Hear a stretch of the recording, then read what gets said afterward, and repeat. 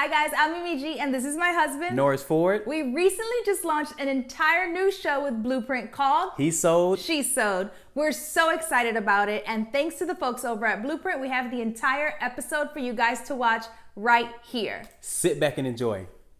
I think a couple that sews together stays together for sure. You need some help? Might have a few questions, okay? Okay. Norris and I live together and we work together. It's very rare for us to have one fabric that we both have to be creative with. Mimi is an amazing designer, an award-winning blogger, mother, wife, businesswoman. So I have to step my game up if I want to compete with her. I don't like it. You can't laugh already, I'm not even finished. I would say I'm not competitive, but Norris would certainly disagree. I just love a really good challenge. What is this? Nosy Nelly, get away. I'm just trying to get something, that's all. Bye. Dang. You're gonna learn tips and techniques, and you're also gonna learn a little swag on how to style your pieces. Join us for He Sewed, She Sewed, only on Bluprint. Ooh, look at that dress. It's beautiful, baby.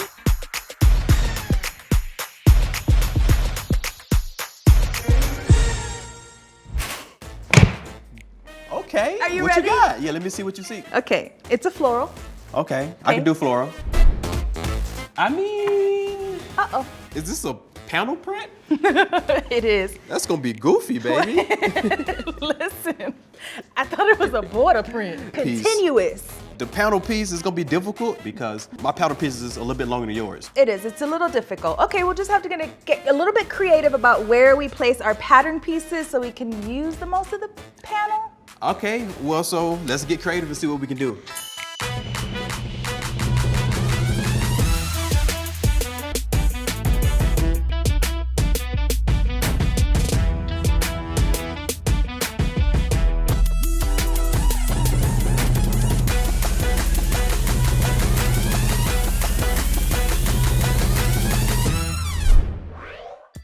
I know Norris thinks that I picked that panel print to sabotage him, but I didn't. I actually thought it was a border print, so I'm gonna have to get creative too. So let me see what I got. Oh, now this would be really cute actually if I could make a coat from that beautiful floral panel that has enough seam lines, but I would have to do some build out and I don't think I want to take that on right now. So let's set that aside. Now I could do one of my simplicity patterns, but I don't want a trench, and unfortunately the dress, the length on it is just gonna be a little too long for that panel, so it's not gonna work, and it's not as flowy. So although my fabric is lightweight, it just doesn't have enough drape for it to accommodate this sort of style.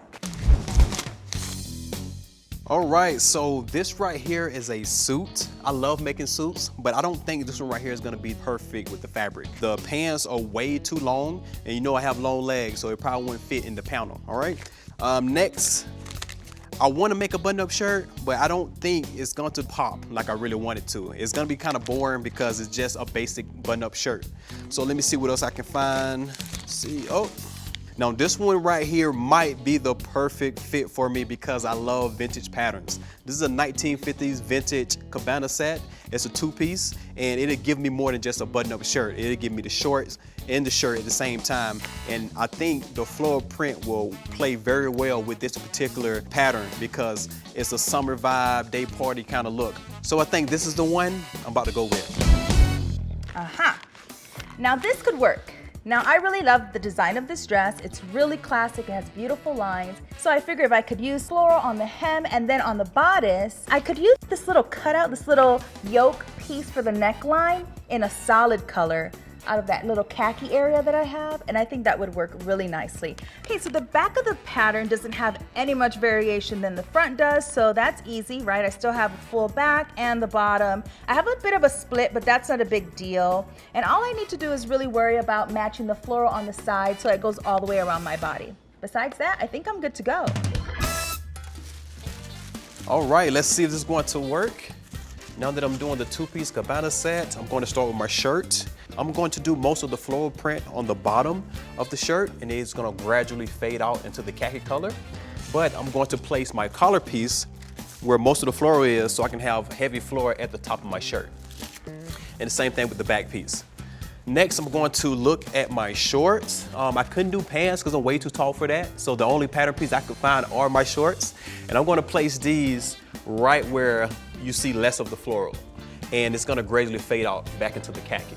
So once I do that, I'm going to start cutting them out. So let me grab my front piece, place my pattern weights, and then I'm going to begin cutting.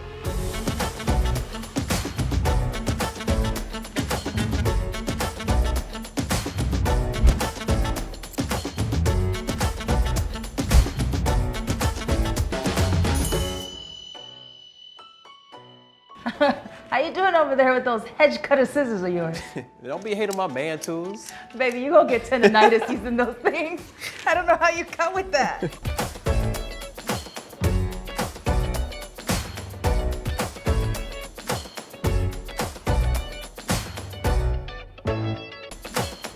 All right, this looks really good. This is exactly what I wanted for my collar. It's gonna have a pop of color up here, and you'll see it fade out into the khaki color.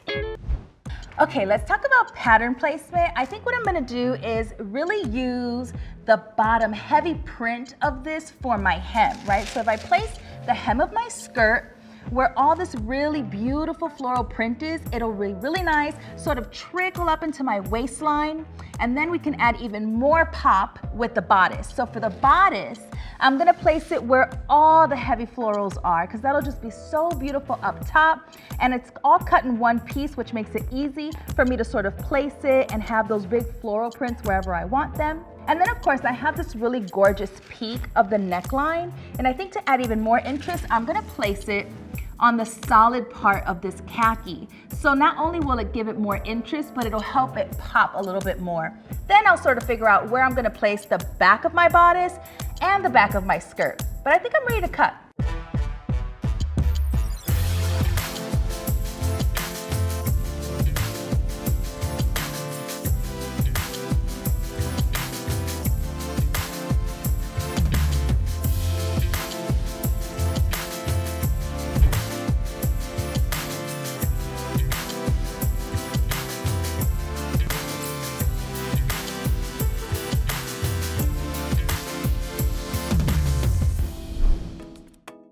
Okay, so for my shorts, I went ahead and did my welt pocket. As you can see right here, is on my front right piece. And next, I need to go ahead and turn under on the edge 3/8 of an inch so I can encase my waistband. So I'm gonna grab my tailor's ham, and I'm just going to turn under 3/8 of an inch. And when I press my fingers down, so when I get to my iron, it'll press it really nicely.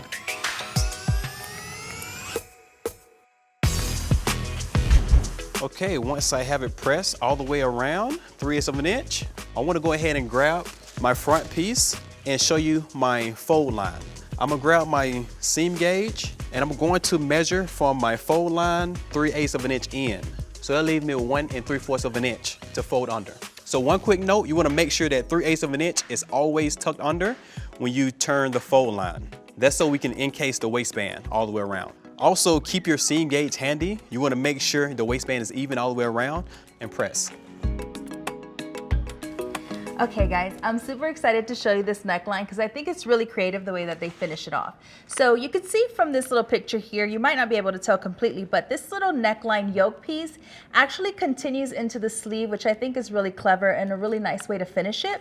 So what we're gonna do is we're going to almost completely finish this piece before we sandwich it between the bodice and the lining.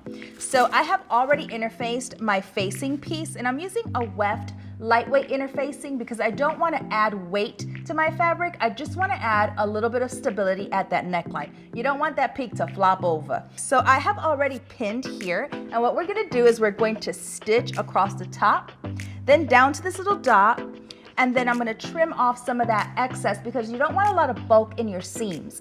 So I'm going to stitch from the bottom up to this little dot, and I'm going to put a pin here because I want to make sure that I remember to stop and back stitch there. Okay, let's head over to the sewing machine.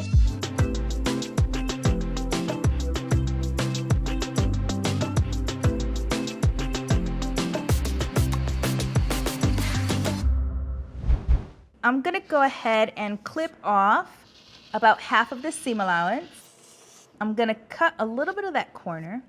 And now, just to be safe, I'm gonna use my scissors to clip just below that dot and trim that little area.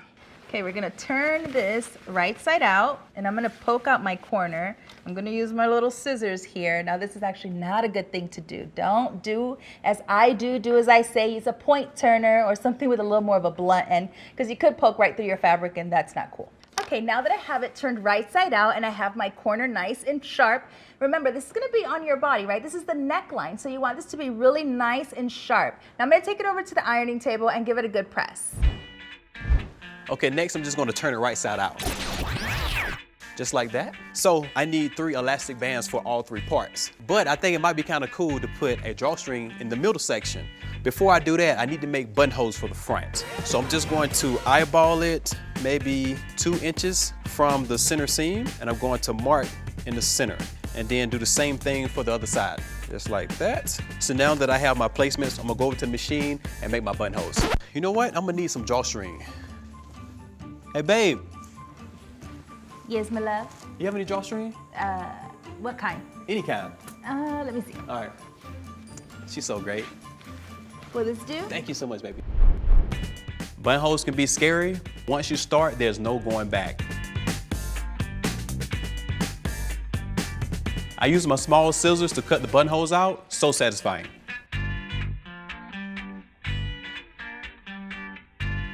Okay, so once my buttonholes are done, I can stitch around the waistband starting at the center back. So because this is your waistband, you want to make sure all your lines are very even. Remember to keep at least a 2-inch opening so you can insert your elastic. For me, it's just easier to take the elastic and measure it around my waist. I'm gonna feed the elastic through using the world's most high-tech tool. It's a safety pin.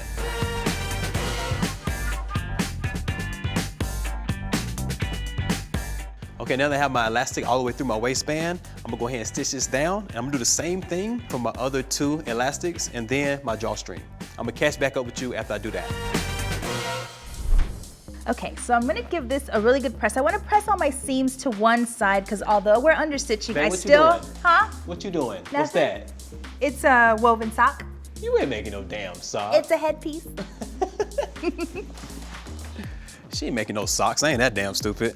He's so sneaky. I don't even know what I was doing. I was pressing, right? Okay, look. Okay, so I'm gonna press my seam to one side. I'm gonna press it to the side that I plan to understitch. So I want that to lay nice and flat. Now by doing this understitch, I'm ensuring that my neckline stays nice and flat and that that facing is not gonna peek out to the outside. Now let's go understitch. Okay, we're gonna go ahead and understitch. Now this is gonna set the tone for the rest of my dress because this is the most important part and the most visible on my neck. So first you wanna make sure that your seam allowance is all the way to the right of you, okay? Because you're gonna be stitching through all layers and you wanna make sure that you're about 1/8 of an inch away from your seam line. So you're gonna try and get in there as best as you can and as far as you can. Just go slow.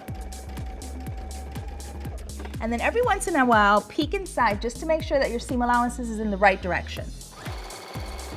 Now when it gets tricky, when you have this little tube here, you're just gonna sort of open up as far as you can and stitch. And when you just can't go no more, back stitch and cut your threads.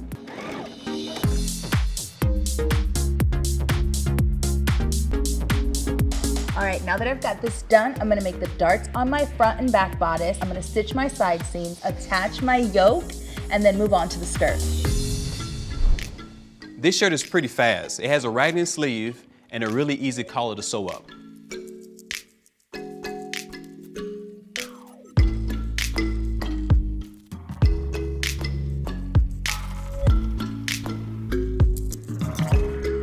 Oh wow, this looks really good.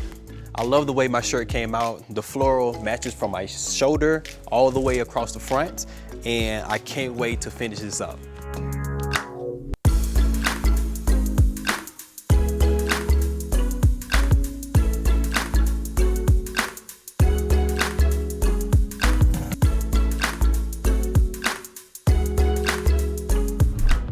Hey babe, I'm almost finished. How you doing over there?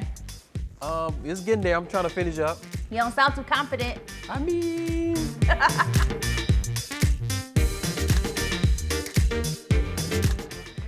Oh, she's so cute. Okay, I nailed it. The actual panels worked in my favor, so I'm super excited because this is gonna look amazing on me. I can't wait to try it on. All right, my waistband is all complete. I have all 3 elastics done and my drawstring is all the way through. And then I went ahead and just did a knot. Okay, so for my shirt, check it out. My collar looks really good. The floral stands out up against the khaki. Nice little contrast right there. And I can't wait to style this up. Are you ready? Yes, I'm ready. Let me see what you got. Ooh, look at that dress. Babe, you look amazing. Thank you. I love the little neck collar, whatever that is. I don't know what it is, but I love it. That's so good. I love what you did with the panel. Like, who wears a 2-piece floral suit that great? Okay, let's review. She sewed a really cool dress with some vintage style details in the neckline. Great use of floral print. And he sewed a vintage cabana set with shorts. Of course, because his pants for his long legs wouldn't fit on those fabric panels. He added a drawstring waist and some great detail to his pocket. We're ready for some poolside parties.